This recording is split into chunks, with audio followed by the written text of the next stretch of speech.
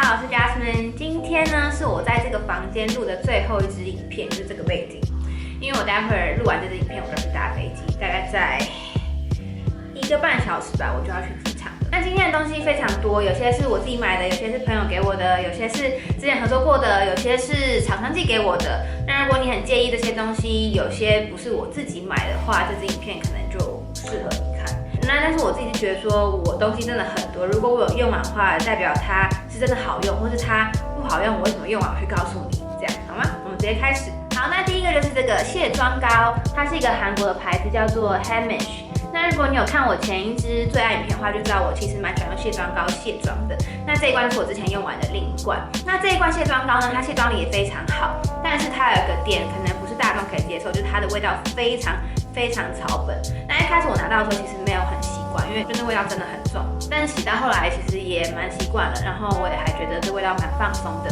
但比起我上一支影片提到那个加丹尼尔那好像是什么柑橘的味道吧，那一罐应该是大众比较可以接受味道。那这个就是比较草本，所以你可能要评估一下你自己是不是对味道比较敏感的人。好，那第二个呢也是一个卸妆产品，它是一个卸妆油，它是一个日本的牌子，我不确定它是不是叫这个名字。如果是的话，应该叫 Softimo。对，那这一罐它大概是我买大概8欧左右吧，200-300块台币。我觉得，以这个价钱来讲，它的 CP 值还蛮高。因为我用过蛮多开价的卸妆油产品，我都觉得不是很喜欢，就是要么是太油腻，要么是卸不干净，要么是会熏眼。那这一罐我觉得卸妆力还蛮好，然后完全不会熏眼。但当然跟这个卸妆膏比起来的话，它的卸妆力没有这个这么强，就是它眼妆的部分要搓比较久一点。但我觉得，整体来说 CP 值还蛮高的啦。那虽然我还剩一点点，但其实基本上快用完了，因为我这罐是不打算带回台湾的，因为毕竟剩这样嘛，所以我想说还是跟你们讲一下这罐卸妆油。好，那下一个是这个 Kiehl's 的很有名的这罐冰河糖蛋白霜，应该叫这个名字吧？那这一罐其实是我的第二罐，因为我第一罐就在很久以前那个行李被偷的时候被偷掉了，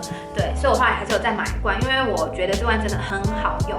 那我会比较常拿来当做冬天晚上睡觉前的最后一道步骤，因为我觉得它白天上妆前用其实也可以，但你就要等比较久让它吸收进去，因为它质地是比较滋润、比较油腻一点点。再来呢是这2罐，我之前在波兰那个开箱影片就有分享过的，这个波兰很便宜又很好用的牌子。那我觉得这2个呢非常适合带出去旅行用，因为它们一来很便宜，所以如果你真的带不回来的话，你就把它们丢掉，其实也不会心痛。二来它们体积非常小，所以你放在行李箱也不会占太大的空间。再来，它们2个，一个是白天，一个是晚上用。你看上面有一个写1号，然后这个写2号，那就是一个是1号是白天，2号是晚上。白天比较清爽，晚上比较滋润。那这2个我没有觉得说到超级好用，就是没有说一定要买。只是我觉得它纵观它的价钱以及它的你看这么小的体积方便度来讲，我觉得 CP 值还算蛮高。所以如果你刚好去波兰玩，或是刚好有逛到这个牌子，你可以考虑去买来用用看。但如果没有的话，我觉得是不用特别去找的。下一个产品呢是这一罐 Dr. 谢的杏仁酸深层焕肤精华。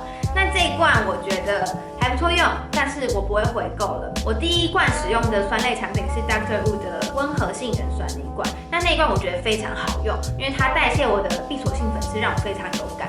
那我当初会买 Dr. Wu 只是因为当时我在挑的时候 Dr. Wu 那一罐在特价，所以我就在2个品牌中，应该说2-3个品牌中选择 Dr. Wu。那罐温和杏仁酸也是在我去年被偷的行李之中，所以它也不见了。那因为我觉得那罐很好用嘛，所以我想要再买一个酸类产品。那当时我第2次要买的时候是 Dr. 谢比较便宜，所以我就买 Dr. 谢。那我用起来，我觉得它没有 Dr. Wu 的那罐好用。我觉得它也是有代谢掉一点点我的闭锁性粉刺，但是没有到非常有感。我觉得它的作用稍微低了一点，但我觉得它平滑一些，就是小小的肌肤上会长一些小东西嘛，怪东西，平滑那个作用还不错。但闭锁性粉刺我就比较觉得没有那么厉害了。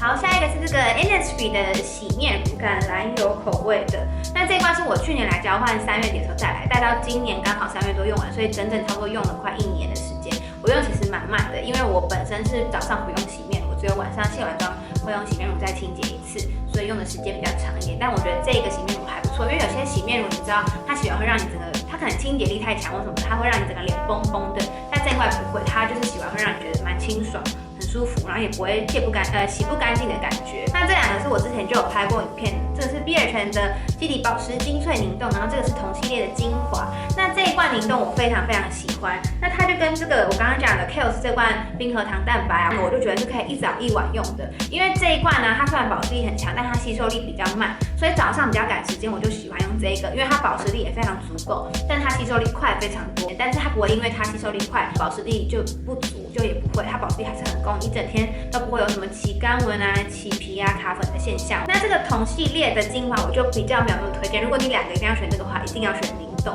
因为这个我觉得是如果你搭配着用，当然它的加成效果是比较好的，但如果没有它，其实也没有到不行。而且我觉得因为这个价钱比较高，所以 CP 值就会降低很多。那这个其实它价钱没有很贵，然后实用性又很高，所以我很推荐这一罐。非常多人推荐这个早安快速面膜。总之呢，你是早上只要敷1分钟，你就可以开始你的上妆步骤。但是我个人啊，没有很喜欢用这个。你们知道我买这个买多久了吗？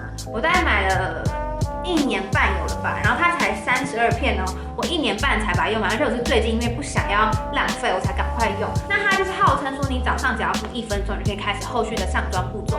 但我自己是觉得它的保湿力没有到非常够，我还是上完这个以后会继续再用其他的妆前保湿产品啦。那这样我就觉得失去它的意义了。但我觉得它有个优点就是它非常的凉爽，它非常有那个让你早上起床的功能，有点类似在脸上撒薄荷那种感觉。你们懂吃口香糖感觉吗？就像你整个脸在吃口香糖那样，就可以让你清醒。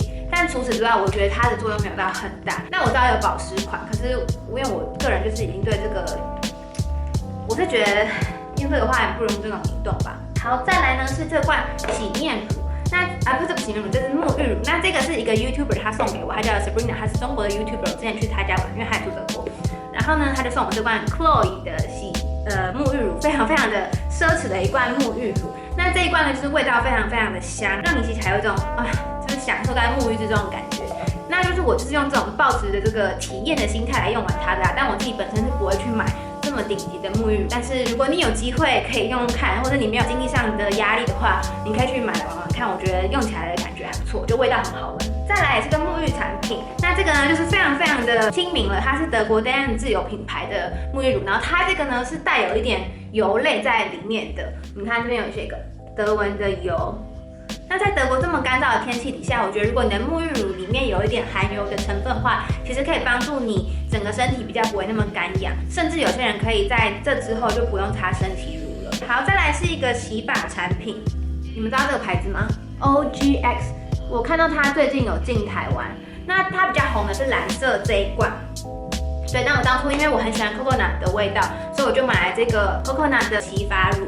那我自己用完之后呢，我是比较喜欢原本这个，因为我觉得 coconut 这个虽然味道我很喜欢，但是因为它的质地是这样一坨在那边，我就比较接近有点固态，不太会动的，所以我觉得它洗起来的整个蓬松感啊什么的都没有那么好。我是不知道它这样的原因是不是跟它那个质地有关系啦。就我自己洗起来感觉，我是觉得它洗完的感受没有那么好，它就是味道好闻，但是整个柔顺度啊，还有清洁程度啊，我是比较喜欢这个。如果你们也有用过这个的话，你就知道它里面是有加摩洛哥油，所以它洗完之后会非常的滑顺，然后你会觉得头发的发质变很好。那因为他们其实都没有很便宜，那我觉得如果都要花那钱，不如就买这个可以让你发质变好一点的。那这2个呢是加丹尼尔的，这个叫做全效基因复活精粹，这个是舒明角鲨润泽精粹。